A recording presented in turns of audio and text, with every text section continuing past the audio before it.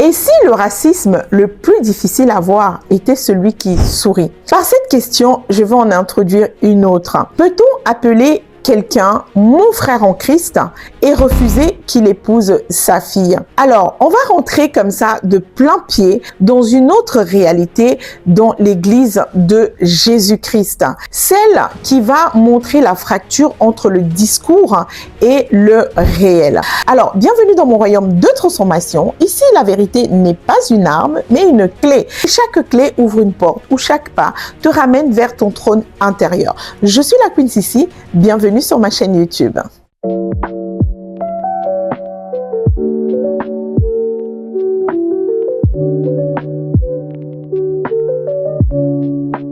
Donc, l'étape du mariage va être l'occasion de tester si l'amour chrétien est conviction ou convenance.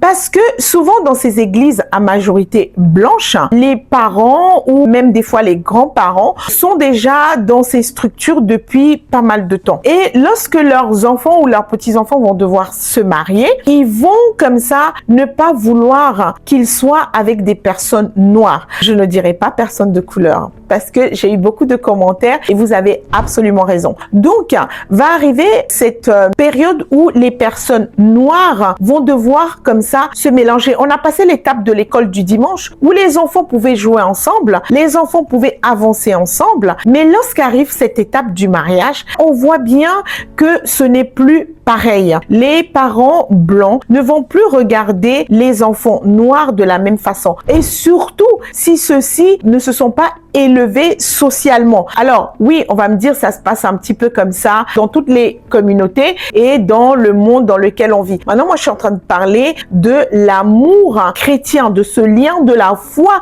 qui nous unit parce que la Bible nous dit de ne pas nous mettre avec des inconvertis. Donc, on doit rester entre nous, d'accord? Et donc, lorsqu'arrive cette étape cruciale du mariage, on se rend compte que ce qui était déjà mis en place dans l'église, c'est-à-dire la hiérarchie invisible où il y a les blancs, les métis. En plus de ça, il y a un commentaire qui a très bien résumé cela. Il y a le racisme, il y a le colorisme, il y a le tribalisme. En fait, il y a toute cette variante qui ne fait pas référence, qui ne fait pas honneur à l'amour de Christ, qui ne parle pas le langage chrétien, qui va comme ça se manifester. Donc cette hiérarchie invisible, mais très présente, va comme ça être mise à nu parce que le blanc qui est au-dessus ne va pas se marier avec le noir qui se trouve en dessous, d'après le regard et la hiérarchie qui a déjà été établie à l'église. Et ça, on va même le voir, par exemple, s'il y a une noire qui veut faire la chorale. Je me rappelle très bien d'une amie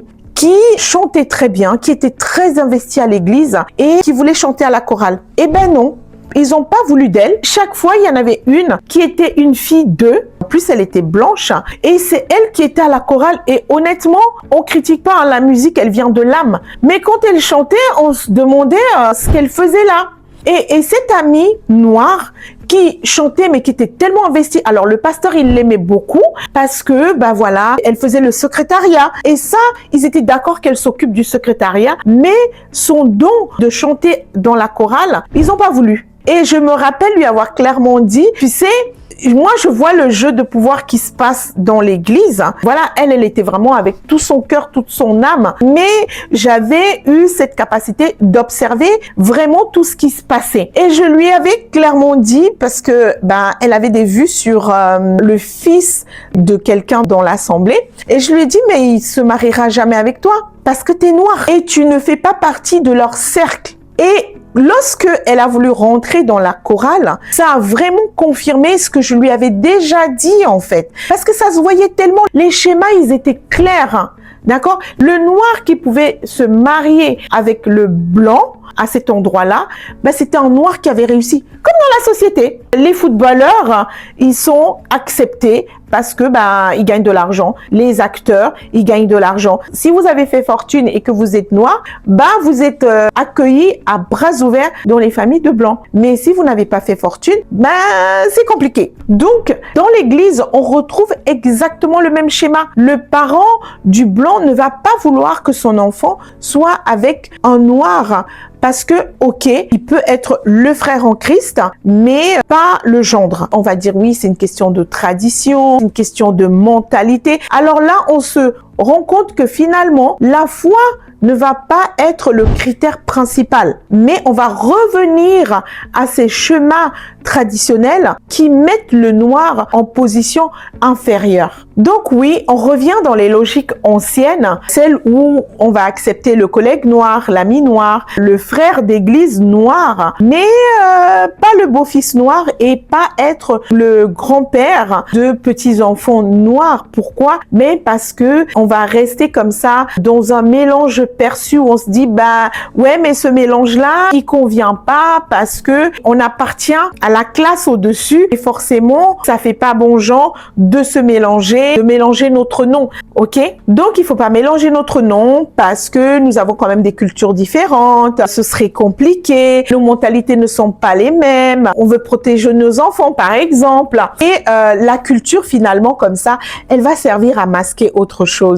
Et autre chose, c'est vraiment cette hiérarchie sociale qui se trouve à l'extérieur, mais qui a complètement pris place dans l'Église. Et la foi, qui est le critère principal pour être ensemble, va complètement être occultée parce que ben voilà, on n'est plus dans cette dynamique de nous faisons un en Christ, on est dans cette logique hiérarchique raciale. Donc dans Galates 3:28, la Bible dit qu'il n'y a plus ni juif ni grec et malheureusement cette parole, elle s'arrête à la porte du mariage. Elle ne traverse pas les cœurs.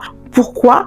Parce que malheureusement, on est toujours dans cette logique hiérarchique qui est complètement installée dans l'Église. Elle ne se dit pas, mais elle y est. Et c'est pourquoi je disais au départ que si le racisme le plus difficile à avoir été celui qui sourit. Malheureusement, c'est une réalité et on doit en prendre conscience pour essayer de changer parce que la conscience, c'est ça. La conscience va forcément emmener le changement. Alors, merci de commenter, de liker, de partager et bien sûr de continuer de contribuer parce que je me rends compte, on s'est tous rendu compte que c'était un sujet très important et que c'était un sujet dont nous devions parler parce que finalement nous ne pouvons pas continuer à entretenir une espèce d'hypocrisie comme ça parce que voilà, nous sommes dans la maison de Dieu. Au contraire, c'est dans la maison de Dieu que nous devons mettre les choses au clair. Sinon, qui c'est qui va le faire? Donc, je suis la Queen Sissi. Merci et à bientôt.